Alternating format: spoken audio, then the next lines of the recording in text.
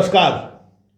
आज मैं एक ऐसी हकीकत से आपको रूबरू करा रहा हूं जिस हकीकत के सहारे इस राज्य की राजनीति और उसके चरित्र को आप बेहतर तरीके से समझ सकते हो। जी हाँ, ये जो आप अपने मोबाइल स्क्रीन पर आप जो देख रहे हैं, ध्यानाकर्षण विशेष तौर पर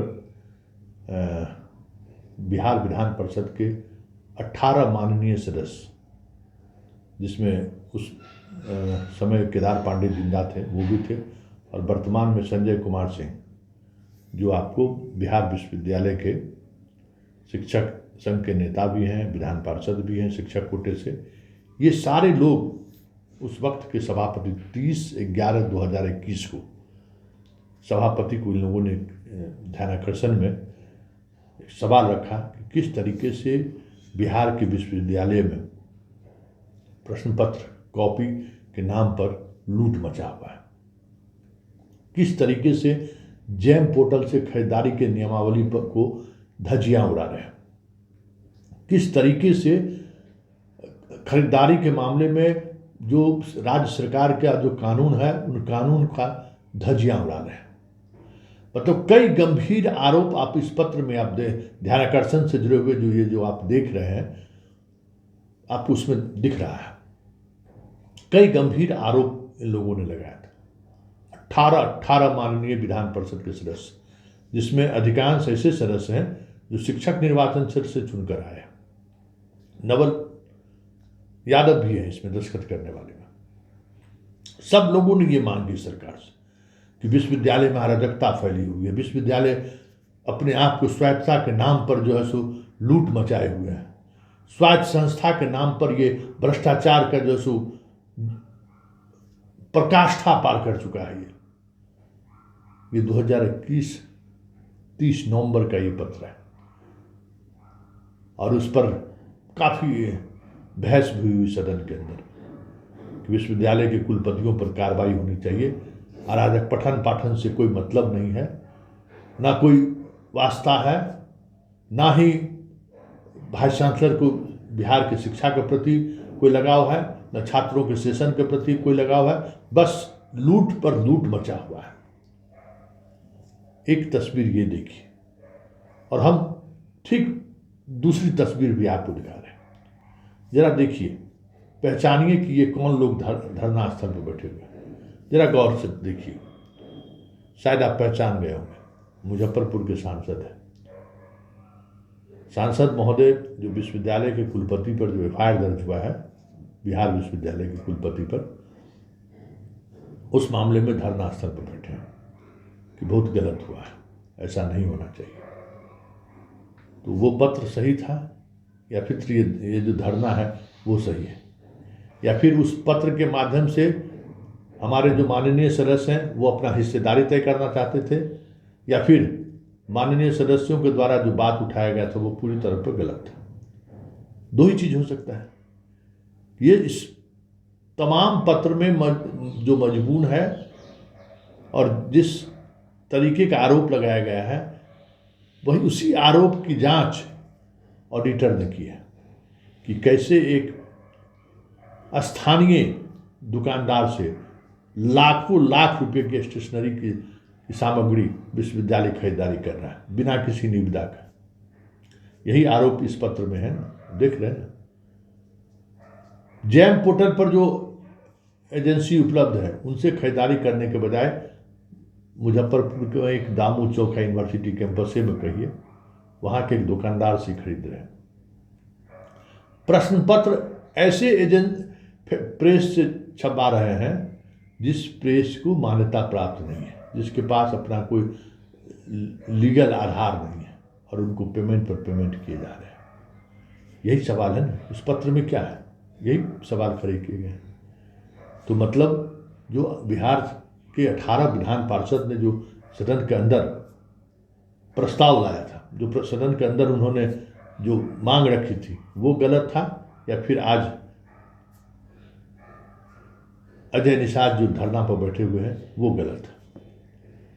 ये चीज़ें देखने वाली बात है कि जांच का आधार वही है। जिन बिंदुओं को विधान परिषद में माननीय विधान परिषद के सदस्यों ने उठाया था, आज उसी मसले को लेकर जब ऑडिटर की टीम बिहार विश्वविद्यालय पहुंचती है, आरा में जांच हो रही है, सभी विश्वविद्यालय की जांच हो रही है, इसी पत्र के आलोक में जिन सवालों को उन्होंने खड़ा किया था उन्हीं सवालों का जांच हो रहा है। और जब जांच में पकड़े जाते हैं, FIR दर्ज होता है, तो फिर उसी पार्टी के नेता, सांसद, विधान पार्षद वाइस चांसलर के पक्ष में खड़े हो जाते हैं। तो ये है डेमोक्रेसी। और इस डेमोक्रेसी को समझिए कि इस डेमोक्रेसी में आपके जो प्रतिनिधि हैं, जिनको आप चुनते हैं, उनका चरित्र क्या है। दोनों तस्वीर आपके सामने है ना। एक तरफ कह रहे हैं कि सारा लोग भ्रष्ट है, और उसी पीरियड में, जिस पीरियड की ये चर्चा किया गया है विधान पार्षदों के द्वारा, उसी पीरियड की जांच हुई है। और दूसरी तरफ विधान पार्षद और सांसद वाइस चांसलर के पक्ष में खड़े हैं तो हैं। जरा इनकी भाषा सुनिए। ये जीवन कुमार है। शायद आज अगर ये बीजेपी में नहीं होते तो हमें लगता है कि राधाचरण सेठ के साथ कहीं इनको भी ईडी नाप दिया जाता। इनके यहाँ भी छापेमारी हुई थी। ये बालू के कारोबारी है और मगध से ये चुनाव जीत के आए हैं। ये तो हम नहीं कह सकते हैं कि शिक्षक के ऐसे आदर्श को कैसे उन्होंने चुना, लेकिन उन्होंने चुना। ये डेमोक्रेसी है, और इस डेमोक्रेसी में हर किसी को अधिकार है अपने प्रतिनिधि को चुनने का। तो इन्हें वहाँ के लोगों, वहाँ के शिक्षकों ने चुना है। पहले इन्हीं की बात सुन लेते हैं कि वो क्या कह रहे हैं, जरा आप सुनिए। और ये के पाठक जो है मेंटली पागल है। इसको पागल खाने में जांच करवाना चाहिए, और पागल खाने में जांच करवा के यदि हम माननीय मुख्यमंत्री इससे और माननीय तरफ से करना चाहते हैं कि यदि फिटनेस का वहां सर्टिफिकेट मिलता है तब जाके इसको रखिए यहाँ पर। नहीं तो ये न मंत्री को समझता है, न कॉन्स्टिट्यूशन को समझता है, न संविधान को समझता है, न वो करना है। ये सरकारी गुंडे के रूप में काम कर रहे हैं, सरकारी लठैत के रूप में काम कर रहे हैं, और सरकारी लठैत और सरकारी गुंडे के रूप में काम करके पूरे बिहार में हैवोक करना चाहते हैं। ये ऑटोनॉमी को तोड़ना चाहते हैं, ये ऑटोनॉमी पर अपना दावा करना चाहते हैं। तो आपने सुन लिया ना, के पाठक पागल है, इसको जांच करने के लिए भेजिए। ये सारा चीज़ इसलिए हम आपको दिखा रहे हैं कि जरा चीज़ों को समझिए कि भ्रष्टाचार के खिलाफ कार्रवाई करना कितना मुश्किल है। लोग कहते हैं अरे बहुत भ्रष्टाचार बढ़ गया है, तो स्वाभाविक तौर पर भ्रष्टाचार बढ़ा ही है, हम लोग भी महसूस करते हैं।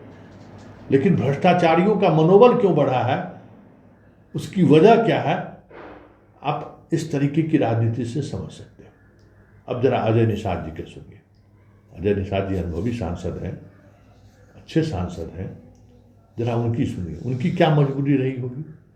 एक वाइस चांसलर पर केस होता है, ऐसा नहीं है कि कोई राजद के विधायक ने उन पर केस कर दिया हो या जदयू के विधायक ने उन पर केस कर दिया हो तो चलिए इस पर राजनीति होनी चाहिए।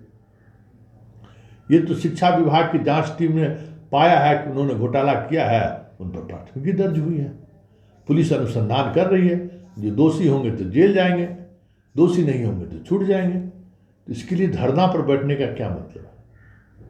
स्वाभाविक तौर पर यह समझने की जरूरत है। तो जरा समझिए और ये देखिए कि क्या कह रहे हैं अजय निषाद।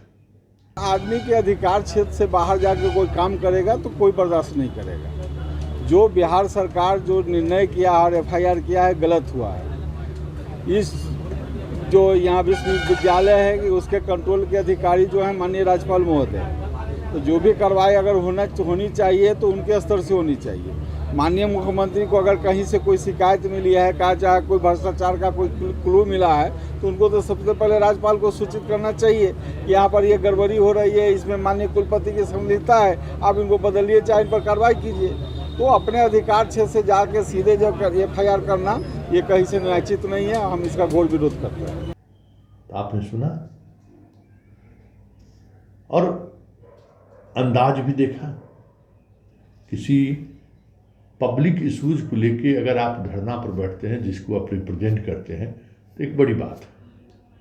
आप एक ऐसे इश्यूज को लेकर धरना पर बैठ रहे हैं जिसको लेकर चर्चा सरेआम है कि उनकी नियुक्ति भी में समस्याएं हैं, उनके वाइस चांसलर बनने पर सवाल है, कोर्ट में मामला चल रहा है।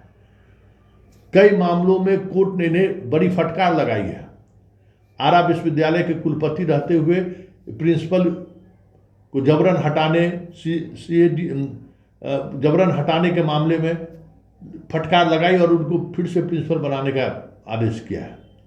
कई ऐसे उन्होंने निर्णय लिए हैं जिस निर्णय के खिलाफ लोग हाई कोर्ट गए और इनको उल्टे मुंह वापस लौटना पड़ा है। ऐसे कुलपति के साथ खड़े होने का मतलब क्या है?